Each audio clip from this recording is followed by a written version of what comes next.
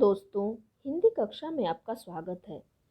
आज हम कक्षा 7 की हिंदी पाठ्य पुस्तक वसंत भाग 2 का पाठ 9 चिड़िया की बच्ची पढ़ेंगे। यह एक कहानी है और इसके लेखक हैं जैनेन्द्र कुमार। कहानी के शीर्षक से ही पता चलता है कि यह कहानी चिड़िया की छोटी सी बच्ची के बारे में है और लेखक इस कहानी में यह बताने का प्रयास किया है कि हमारे जीवन में या किसी भी प्राणी के जीवन में स्वतंत्रता का क्या महत्व है। तो कहानी शुरू करते हैं। माधव दास ने अपनी संगमरमर की नई कोठी बनवाई है। कोठी का अर्थ होता है हवेली या बहुत बड़ा घर। उसके सामने बहुत सुहावना बगीचा भी लगवाया है। उनको कला से बहुत प्रेम है। धन की कमी नहीं है और कोई व्यसन छू नहीं गया है, यानी उनको कोई बुरी आदत भी नहीं है। सुंदर अभिरुचि के आदमी हैं। फूल पौधे रकाबियों से हौजों में लगे फव्वारों में उछलता हुआ पानी उन्हें बहुत अच्छा लगता है। समय भी उनके पास काफ़ी है। शाम को जब दिन की गर्मी ढल जाती है, यानी गर्मी कम हो जाती है और आसमान कई रंग का हो जाता है, तब कोठी के बाहर चबूतरे पर तख्त डलवाकर, यानी एक चौकी डलवाकर, मसनद के सहारे वह गलीचे पर बैठते हैं। गलीचे का अर्थ होता है कालीन या कारपेट, और प्रकृति की छटा निहारते हैं। इनमें मानो उनके मन को तृप्ति मिलती है। तृप्ति का अर्थ है संतोष। मित्र हुए तो उनसे विनोद चर्चा करते हैं, नहीं तो पास रखे हुए फर्शी हुक्के की सटक को मुंह में दिए ख्याल ही ख्याल में संध्या को स्वप्न की भांति गुजार देते हैं। फर्शी हुक्के का अर्थ है एक प्रकार का ये यंत्र होता है जिससे तंबाकू डालकर पिया जाता है। आज कुछ कुछ बादल थे, घटा गहरी नहीं थी। धूप का प्रकाश उनमें से छन छन कर आ रहा था। माधवदास मसनद के सहारे बैठे थे। उन्हें जिंदगी में क्या स्वाद नहीं मिला है, पर जी भर भी कुछ खाली सा रहता है। अर्थात उनके पास सब कुछ है, धन है, दौलत है, सभी चीज़ें हैं, लेकिन फिर भी उनको कुछ खाली खाली सा लगता है। उस दिन संध्या समय उनके देखते देखते सामने की गुलाब की डाली पर एक चिड़िया आन बैठी। चिड़िया बहुत सुंदर थी। उसकी गर्दन लाल थी और गुलाबी होते होते किनारों पर जरा जरा नीली पड़ गई थी। पंख ऊपर से चमकदार स्याह थे। उसका नन्हा सा सिर तो बहुत प्यारा लगता था और शरीर पर चित्र विचित्र चित्रकारी थी। चिड़िया को मानो माधवदास की सत्ता का कुछ पता नहीं था और मानो तनिक देर का आराम भी उसे नहीं चाहिए था। कभी वह हिलाती थी, कभी फुदकती थी। वह खूब खुश मालूम होती थी। अपनी नन्ही सी चोंच से प्यारी प्यारी आवाज निकाल रही थी। माधवदास को वह चिड़िया बड़ी मनमानी लगी, यानी अपने मन की लगी। मनमाने ढंग से काम कर रही थी, उड़ रही थी। उसकी स्वच्छंदता बड़ी प्यारी जान पड़ती थी। कुछ देर तक वह उस चिड़िया का इस डाल से उस डाल थिरकना देखते रहे। इस समय वह अपना बहुत कुछ भूल गए। उन्होंने इस चिड़िया से कहा, आओ, तुम बड़ी अच्छी आई। यह बगीचा तुम लोगों के बिना सूना लगता है। सुनो चिड़िया, तुम खुशी से यह समझो कि यह बगीचा मैंने तुम्हारे लिए ही बनवाया है। तुम बेखटके यहाँ आया करो, यानी बिना रोक टोक के यहाँ आया करो। चिड़िया पहले तो असावधान रही, फिर जानकर कि बात उससे की जा रही है वह एकाएक तो घबराई। फिर संकोच को जीतकर बोली, मुझे मालूम नहीं था कि यह बगीचा आपका है। मैं अभी चली जाती हूँ। पल भर सांस लेने में मैं यहाँ टिक गई थी। माधवदास ने कहा, हाँ, बगीचा तो मेरा है, यह संगमरमर की कोठी भी मेरी है, लेकिन इस सब को तुम अपना ही समझ सकती हो। सब कुछ तुम्हारा है। तुम कैसी भोली हो, कैसी प्यारी हो। जाओ नहीं, बैठो, मेरा मन तुमसे बहुत खुश होता है। तो माधवदास चाहते हैं कि चिड़िया वहीं पे रुक जाए। चिड़िया का इधर उधर उछलना, उसका बोलना माधवदास को बहुत अच्छा लगता है, इसलिए वह उसे रुकने की कोशिश करते हैं। चिड़िया बहुत कुछ सकुचा गई। उसे बोध हुआ कि यह उससे गलती तो नहीं हुई कि वह यहाँ बैठ गई है। उसका थिरकना रुक गया। भयभीत सी वह बोली, मैं थककर यहाँ बैठ गई थी, मैं अभी चली जाऊंगी।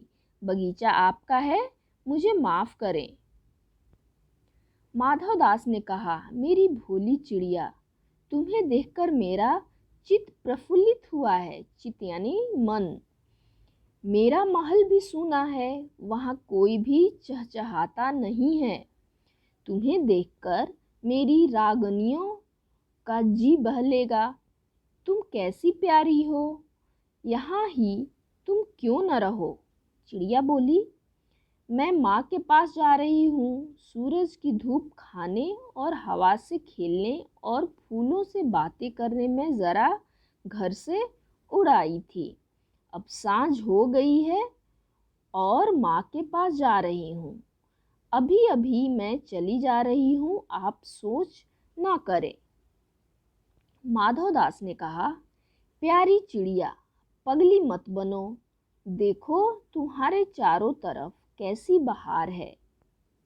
देखो वह पानी खेल रहा है, उधर गुलाब हंस रहा है। भीतर महल में चलो, जाने क्या क्या न पाओगी।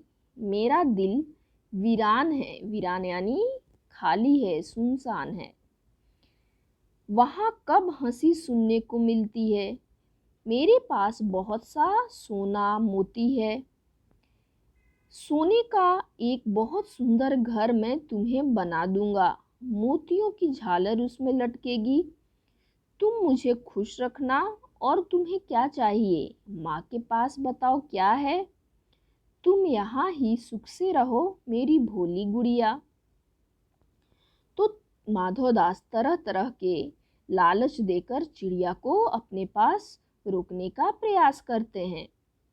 चिड़िया इन बातों से बहुत डर गई। वह बोली, मैं भटक कर तनिक आराम के लिए इस डाली पर रुक गई थी। अब भूल कर भी ऐसी गलती नहीं होगी। मैं अभी यहाँ से उड़ी जा रही हूँ। तुम्हारी बातें मेरी समझ में नहीं आती हैं। मेरी माँ के घोंसले के बाहर बहुत तेरी सुनहरी धूप बिखरी रहती है। मुझे और क्या करना है। 2 दाने माँ ला देती है और जब मैं पर खोलने बाहर जाती हूँ, पर यानी पंख, तो मेरी माँ बाट देखती रहती है, यानी राह देखती है, इंतज़ार करती है। मुझे तुम और कुछ मत समझो, मैं अपनी माँ की हूँ। माधवदास ने कहा, भोली चिड़िया, तुम कहाँ रहती हो। तुम मुझे नहीं जानती हो। चिड़िया, मैं माँ को जानती हूँ, भाई को जानती हूँ, सूरज को और उसकी धूप को जानती हूँ, घास, पानी और फूलों को जानती हूँ। महामान्य, तुम कौन हो, मैं तुम्हें नहीं जानती। माधवदास, तुम भोली हो चिड़िया, तुमने मुझे नहीं जाना, तब तुमने कुछ नहीं जाना। मैं ही तो हूँ सेठ माधवदास। मेरे पास क्या नहीं है, जो मांगो मैं वही दे सकता हूँ।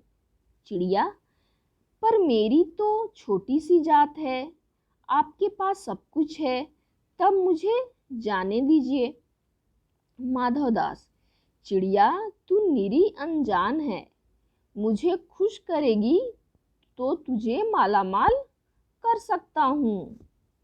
चिड़िया, तुम सेठ हो, मैं नहीं जानती सेठ क्या होता है, पर सेठ कोई बड़ी बात होती होगी। मैं अनसमझ ठहरी, यानी नासमझ ठहरी। माँ मुझे बहुत प्यार करती है, वह मेरी राह देखती होगी। मैं माला माल होकर क्या होऊंगी? मैं नहीं जानती माला माल किसे कहते हैं। क्या मुझे वह तुम्हारा माला माल होना चाहिए? सेठ, अरे चिड़िया, तुझे बुद्धि नहीं है, तू सोना नहीं जानती। सोना उसी की जगत को तृष्णा है, यानी लालच है, चाह है। वह सोना मेरे पास ढेर का ढेर है। तेरा घर समूचा सोने का होगा। ऐसा पिंजरा बनवाऊंगा कि कहीं दुनिया में ना होगा, ऐसा कि तू देखती रह जाए। तू उसके भीतर थिरक फुदक कर मुझे खुश करियो, तेरा भाग्य खुल जाएगा। तेरे पानी पीने की कटोरी भी सोने की होगी। तो इस प्रकार माधवदास चिड़िया को तरह तरह के प्रलोभन देकर उसे रोकने का प्रयास करते हैं और कहते हैं कि उनके पास बहुत सारा सोना है, बहुत सारा धन दौलत है, और वो इस सोने से उस चिड़िया का घर भर देंगे, यानी चिड़िया को माला माल कर देंगे। लेकिन चिड़िया उनकी इस भाषा को नहीं समझती है। चिड़िया, वह सोना क्या चीज होती है? सेठ, तू क्या जानेगी? तू चिड़िया जो है, सोने का मूल्य सीखने के लिए तुझे बहुत सीखना है। बस यह जान ले कि सेठ माधवदास तुझसे बात कर रहा है। जिससे मैं बात तक कर लेता हूँ उसकी किस्मत खुल जाती है। तू अभी जग का हाल नहीं जानती। मेरी कोठियों पर कोठियाँ हैं, बगीचों पर बगीचे हैं, यानी वो कहते हैं कि उनके पास बहुत सारी कोठियाँ हैं, बहुत सारे बगीचे हैं। वो इतने ताकतवर और पैसे वाले हैं कि वो जिससे बात भी करते हैं उसकी किस्मत खुल जाती है, वो बड़ा आदमी बन जाता है। तो इसी का लालच वो चिड़िया को देते हैं। दास दासियों की संख्या नहीं है, पर तुझसे मेरा चित्त प्रसन्न हुआ है। चित्त यानी मन, हृदय। ऐसा वरदान कब किसी को मिलता है? री चिड़िया, तू इस बात को समझती क्यों नहीं? चिड़िया, सेठ मैं नादान हूँ, मैं कुछ समझती नहीं, पर मुझे देर हो रही है। माँ मेरी बाट देखती होगी। बाट देखना यानी राह देखना, इंतजार करना। सेठ, ठहर ठहर, इस अपने पास के फूल को तूने देखा? यह एक है, ऐसे अनगिनती फूल हैं। ऐसे अनगिनती फूल मेरे बगीचों में हैं। वे भांति भांति के रंग के हैं, तरह तरह की उनकी खुशबू है। चिड़िया, तैने मेरा चित्त प्रसन्न किया है। तैने यानी तूने। और वे सब फूल तेरे लिए खिला करेंगे। वहाँ घोंसले में तेरी माँ है, पर माँ क्या है? इस बहार के सामने तेरी माँ क्या है? वहाँ तेरे घोंसले में कुछ भी तो नहीं है। तू अपने को नहीं देखती? कैसी सुंदर तेरी गर्दन, कैसी रंगीन देह, देह यानी शरीर। तू अपने मूल्य को क्यों नहीं देखती? मैं तुझे सोने से मढ़कर तेरे मूल्य को चमका दूंगा, यानी तेरी कीमत और बढ़ा दूंगा। तैने मेरे चित्त को प्रसन्न किया है, तू मत जा, यहीं रह। चिड़िया, सेठ मैं अपने को नहीं जानती, इतना जानती हूँ कि माँ मेरी माँ है और मुझे यहाँ देर हो रही है। सेठ, मुझे रात मत करो, रात में अंधेरा बहुत हो जाता है और मैं राह भूल जाऊंगी। सेठ ने कहा, अच्छा चिड़िया, जाती हो तो जाओ, पर इस बगीचे को अपना ही समझो, तुम बड़ी सुंदर हो। यह कहने के साथ ही सेठ ने एक बटन दबा दिया। उसके दबने से दूर कोठी के अंदर आवाज हुई, जिसे सुनकर एक दास झटपट भागकर बाहर आया। यह सब क्षण भर में हो गया और चिड़िया कुछ भी नहीं समझी। सेठ कहते रहे, तुम अभी माँ के पास जाओ, माँ बाट देखती होगी, पर कल आओगी ना, कल आना, परसों आना, रोज आना। यह कहते कहते दास को सेठ ने इशारा कर दिया और वह चिड़िया को पकड़ने के जतन में चला। सेठ कहते रहे, सच तुम बड़ी सुंदर लगती हो, तुम्हारे भाई बहन हैं? कितने भाई बहन हैं? चिड़िया, 2 बहन हैं, 1 भाई, पर मुझे देर हो रही है। हाँ हाँ जाना, अभी तो उजेला है, उजेला यानी उजला है, अभी रोशनी है। 2 बहन 1 भाई है, बड़ी अच्छी बात है। वो ये सब माधवदास ये सारी बातें करके चिड़िया को रोकने का प्रयास करते हैं, उसको बातों में उलझाए रखते हैं ताकि उनका जो नौकर है वो चिड़िया को पकड़ ले। पर चिड़िया के मन के भीतर जाने क्यों चैन नहीं था। वह चौकन्नी हो चारों ओर देखती थी। उसने कहा, सेठ मुझे देर हो रही है। सेठ ने कहा, देर अभी कहाँ, अभी उजेला है। मेरी प्यारी चिड़िया, तुम अपने घर का इतने और हाल सुनाओ, भय मत करो। भय यानी डरो मत। चिड़िया ने कहा, सेठ मुझे डर लगता है, माँ मेरी दूर है, रात हो जाएगी तो राह नहीं सूझेगी, यानी उसे रास्ता नहीं दिखेगा। इतने में चिड़िया को बोध हुआ कि जैसे एक कठोर स्पर्श उसके देह को छू गया। वह चीख देखकर चिचियाई और एकदम उड़ी। नौकर के फैले हुए पंजे में वह आकर भी नहीं आ सकी। तब वह उड़ती हुई एक सांस में माँ के पास गई और माँ की गोद में गिरकर सुबकने लगी। ओ माँ, ओ माँ। माँ ने बच्ची को छाती से चिपटाकर पूछा, क्या है मेरी बच्ची, क्या है?